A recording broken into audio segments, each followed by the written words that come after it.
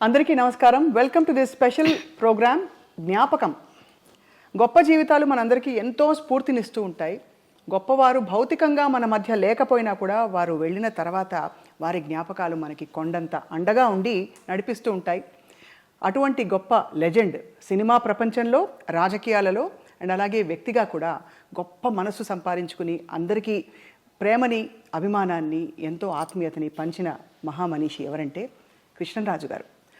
నటులు కృష్ణరాజు గారి వర్ధంతి కొంచెం ఆ రోజు మనకి బాధను కలిగిస్తుంది. కానీ ఆయన రెబెల్ స్టార్గా చేసిన సినిమాలు కావచ్చు, వ్యక్తిగా ఆయన ఎదిగిన తీరు కావచ్చు, మనకి ఎల్లకాలం మన వెంటే ఉండి నడిపిస్తూ ఉంటుందన్నమాట వాస్తవం. ఇవాళ ఈ సందర్భాన్ని పురస్కరించుకుని కృష్ణరాజు గారి కొన్ని జ్ఞాపకాలను తలుచుకుందాం. వారి శ్రీమతి గారు, వారి అర్ధాంగి శ్యామలాదేవి గారితో మాట్లాడుతూ. నమస్కారం శ్యామలాదేవి గారు. స్వప్న, ఇక్కడికి వచ్చి ఐ థింక్ 5 ఏళ్ళు అయిందండి. నాకు 5 ఏళ్ళు దాటిపోయింది అనుకుంటాను. కోవిడ్కి ముందు ఇదే స్పాట్లో కృష్ణరాజు గారు ఇటుపక్క కూర్చున్నారు, నేను అటు కొంచెం కుర్చీలు అట్టున్నాయి. ఇంటర్వ్యూ చేశాను.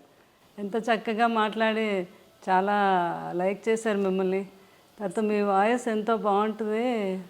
ఒక వెంకటరమణ మీద ఒక సాంగ్ కూడా పాడమన్నారు మిమ్మల్ని ఆ రోజు. అవును, అసలు ఆ జ్ఞాపకం మర్చిపోలేను. నేను పక్కనే ఉండి మీ ఇద్దరు చాలాసేపు అన్ని విషయాలు సంభాషణ చేసుకున్నారు. అవును, తీపి జ్ఞాపకాలతో. అభినందన మందారమాల, ఈ పాట గుర్తుందా? ఎంత గొప్ప పాట. అవును, అది తాండ్ర పాపారాయుల్లో. అవునండి, అవును. అయితే అప్పుడు కృష్ణరాజు గారు ఫస్ట్ బీజేపీ ఎంపీగా గెలిచి మినిస్టర్ అయ్యారు కదా. అదే టైంలో కృష్ణరాజు గారు ఎంపీగా ఉన్న టైంలో మోహన్ బాబు గారు ఎంపీ, రాజ్యసభ వీళ్ళందరూ. జయప్రద గారు ఎంపీ, తర్వాత ఏమో డాక్టర్ సి నారాయణ రెడ్డి గారు ఎంపీ, కృష్ణరాజు గారు ఎంపీ. అయితే డాక్టర్ సి నారాయణ రెడ్డి గారు మేము అందరం కలిసి ఎక్కువ ట్రావెల్ చేస్తూ ఉండేవాళ్ళం. కృష్ణరాజు గారు మేము ఢిల్లీకి. ఒకరోజు ఏమో డాక్టర్ సి నారాయణ రెడ్డి గారు కృష్ణరాజు గారి దగ్గరికి వచ్చి, సార్ అసలు మన అభినందన మందారమాల సాంగ్లో 5 ఎంపీలు ఉన్నారు, ఇది చాలా గ్రేట్ కదా అన్నారు. అవును కదా అని అప్పుడు ఐడియా వచ్చింది. కృష్ణరాజు అంటే ఇప్పుడు ఆయన ఎంపీ, కృష్ణరాజు గారు ఎంపీ, విలన్ అయినటువంటి మోహన్ బాబు గారు, హీరోయిన్ అంటే జయప్రద గారు.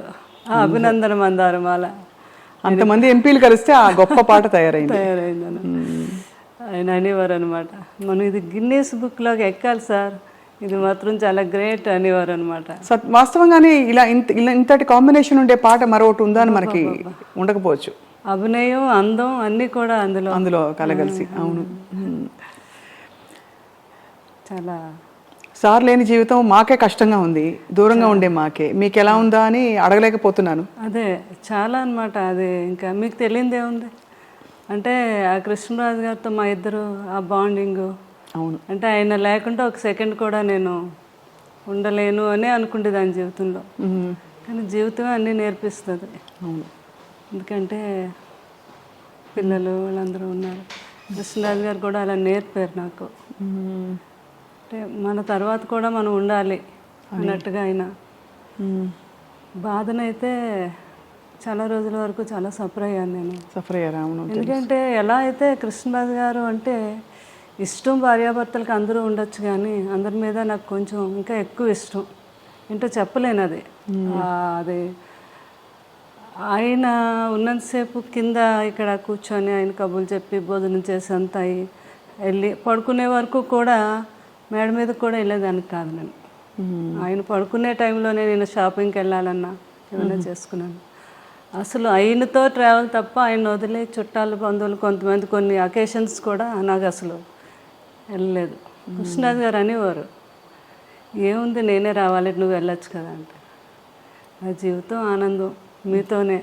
నేను వెళ్ళి ఆనందంగా అక్కడ ఏదో మీరు అనుకుంటారేమో, నేను వెళ్ళి కూడా అక్కడ ఆనందంగా ఉండలేను. మీతో అయితేనే నా ఆనందం అని. మనసంతా ఆయన దగ్గర ఎప్పుడు, అయినా ఎప్పుడు అట్లా. నాకు మరి కృష్ణరాజు గారు అంటే జీవితంలో ఆయన ఇప్పుడు నన్ను బాధ పెట్టలేదు. లేదా నచ్చే విధంగానే అంత హ్యాపీగా, అంత మంచి జీవితం. నాకు కృష్ణరాజు గారి మీద ఎప్పుడు కోపం రాలేదు. నాకు ఫస్ట్ టైం కోపం వచ్చింది ఏంటంటే ఆయన నన్ను ఎందుకు వదిలి వెళ్ళిపోయారు అని. అయ్యో. అంతే కదా మరి. అది మాత్రం మీ అందమైన ఫోటోలు చూస్తేనే అర్థమవుతుంది ఎంతటి అద్భుతమైన దాంపత్యం మీ ఇద్దరిది అని. ఎందుకంటే నిన్న కూడా అక్కడికి వెళ్ళడం జరిగింది. ఆమె కవితా గుట్ట అని సారీస్ ఆమె అంటున్నారనమాట, మేడం మేము పెళ్ళిళ్ళు కొన్ని ప్రోగ్రాములు పెళ్ళిళ్ళు అవి చూస్తున్నప్పుడు కృష్ణరాజు గారు శ్యామలాదేవి గారు వస్తారు అనడం కోసం ఛానల్ ఓపెన్ చేసి చూసేవాళ్ళం. మీ ఇద్దరిని చూస్తే మాకు ఎంత ఆనందం అనిపించేది అని. అంటే ఎక్కడికి వెళ్ళినా ఇద్దరు ఒక్కరే ఒంటరిగా ఎప్పుడు అయినా వెళ్ళలేదు, నేను వెళ్ళలేదు. అదే అదే అలా అలా ఆ జీవితం అలా గడిచిపోయింది అంతే. అవునండి, అవును. అంటే ఎలా ఎలా మీరు యాక్చువల్లీ ఎలా వచ్చారు కృష్ణరాజు గారు మీ లైఫ్లోకి, మీరు వారి లైఫ్లో? అంటే కృష్ణరాజు గారు సిస్టరు, మాకు మా సిస్టర్ కజిన్ సిస్టరు ఇద్దరు తోటికోడళ్ళు అనమాట. ఓహో. అట్లా కృష్ణరాజు గారు జీవితంలో అనుకోని సంఘటన సీతాదేవి గారు అలా అవటం. కృష్ణరాజు గారికి ఏంటంటే చిన్నపిల్లడి మనస్తత్వం. ఎవరికైనా మీరు వచ్చారంటే స్వప్న ఏం తింటావు, ఏంటి మంచినీళ్ళు తాగుతావా, భోజనం, అలా అందరి ఆకలి ఆయనకు తెలుసు కానీ ఆయన ఆకలి ఆయనకు తెలియదు. ఎవరో ఒకరు అనుకుంటే ఆయనకి ఏమిటి టైం అవుతుంది భోజనం పెట్టి అలా తల్లిదండ్రులు చూసుకుండేవారు. తర్వాత వైఫ్ సీతాదేవి గారు అలా అనమాట. ఆ సీతాదేవి గారిని కోల్పోయాక ఆయన చాలా డిప్రెషన్. అది తండ్రి గారు తెలుసుకొని, లేదు బాబు లైఫ్లో మళ్ళీ మనం బాబుకు పెళ్లి చేయాలి, లేకపోతే అతను అందరినీ చూసుకుంటాడు కానీ అతను చూసుకునే వాళ్ళు ఉండాలి అని అప్పుడు చుట్టాల ద్వారా పెళ్లి చేయాలని, ఎవరైనా మంచి అమ్మాయి బాబుని చూసుకునే అమ్మాయి అంటే అప్పుడు మా కజిన్ సిస్టర్ వాళ్ళ తాలూకా వాళ్ళంతా తనైతే బాగా చూసుకుంటుంది, చాలా మంచి అమ్మాయి అని చెప్పడం జరిగితే అట్లా అనమాట రిలేషన్.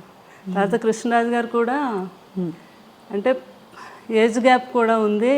తర్వాత ఏమో పూర్వకాలంలో పిల్లల్ని గట్రా అడగకుండా చేసేస్తారు కదా అని సపరేట్గా మళ్ళీ వాళ్ళ కజిన్ బ్రదర్ నన్ను సపరేట్గా పంపించారు. నాకు నిజంగా ఇష్టం అవునా కాదా, వాళ్ళ మదర్ ఏమైనా ఒప్పించేస్తున్నారా అని.